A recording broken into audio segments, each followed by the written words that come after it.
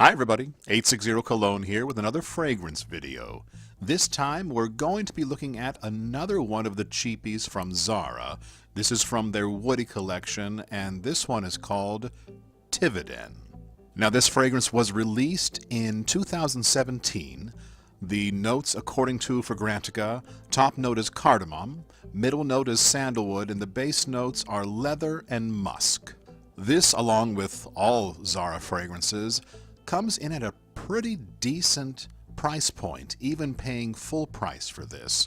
And the interesting thing about this one that I read before I tried it was that it reminded everyone, or it reminded many people, of Le Labo Santal 33, which is a very popular fragrance for Le Labo, and one that I liked. I don't own it, but I was very interested in trying this one because of that comparison. Now this is the same bottle configuration as Norland, the other one that I have tried from this line and have reviewed.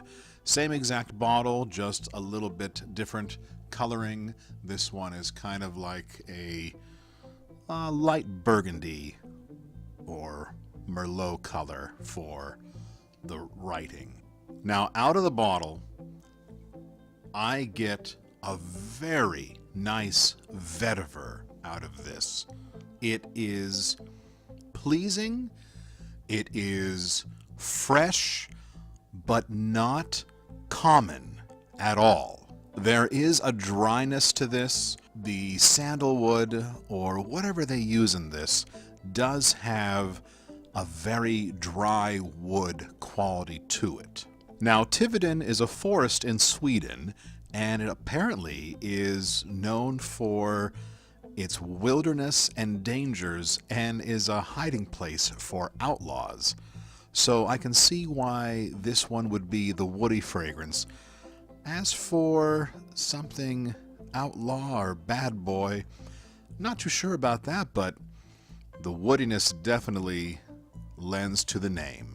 That first blast of woodiness and a little bit of spiciness almost lends itself to, if you'd think of a less creamy orris root or orris butter, it kind of has that quality to it. Not the lipstick side of things, but you can definitely tell there is some quality here. I dare say this is the highest quality fragrance that I've smelled come out of ZARA ever. As for the direct correlation to Santal 33, I don't really know. I think I have a small decant of that, but haven't been able to find it. I might have already ran through it years ago or something, but this one is a great fragrance standing alone, and I'll have to check up again later on how it compares to Santal 33. The performance on this one is better than your average ZARA fragrance.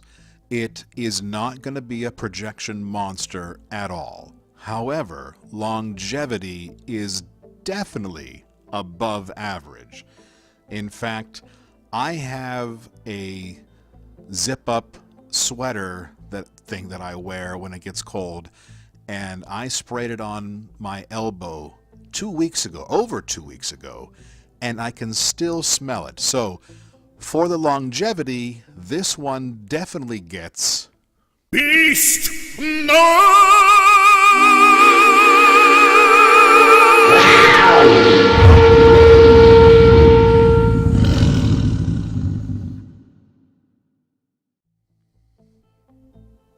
I could also find myself getting whiffs of this throughout the day, even hours later. So again, not a huge projector. It's not going to leave a huge trail, but the longevity on this one is really, really good. Better on clothes than on skin, but still, for what you're paying, if you can find this one, it's fantastic. Age range on this one I'm going to list as college and up. I don't think there's a high limit here at all, and I think a high school person could pull this off. It's just not going to be a typical high school, sweet, easygoing fragrance that many high school kids might be used to. A high school kid with a collection, sure, this will probably go pretty well.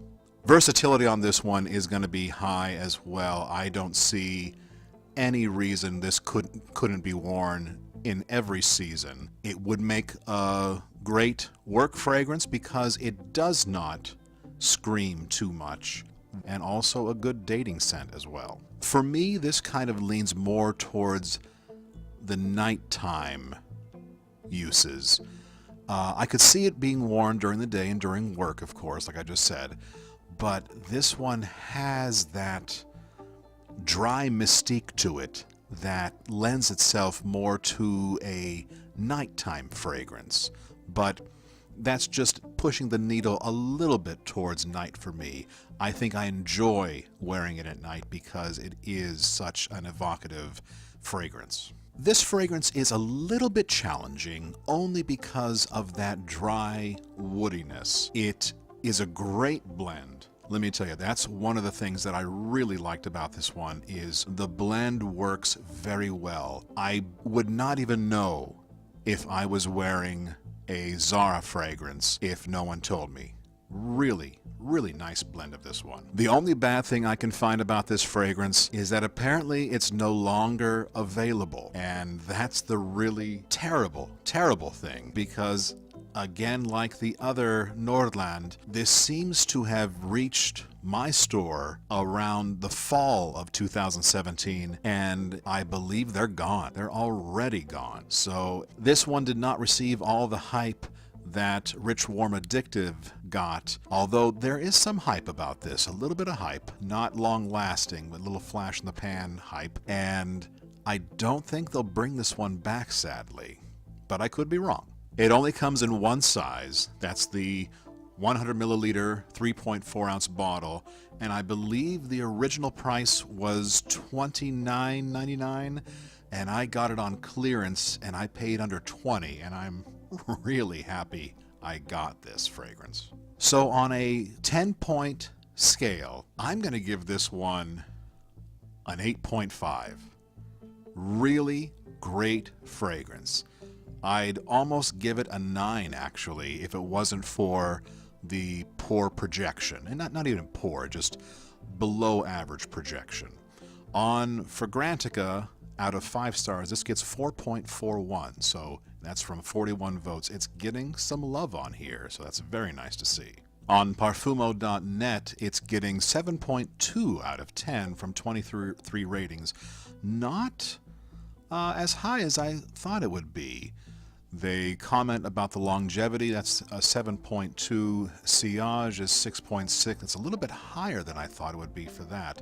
So this would be a fantastic fragrance for someone who is not a lover of sweet fragrances or wants to try something a little bit different without going too bold and without breaking your bank as well. Let me know if you've tried this and if you've managed to snatch a bottle of this, because it really is a great find and I'm so glad to have it in my collection. If you can, like and subscribe. Let me know how you think I'm doing, and I will talk to you soon.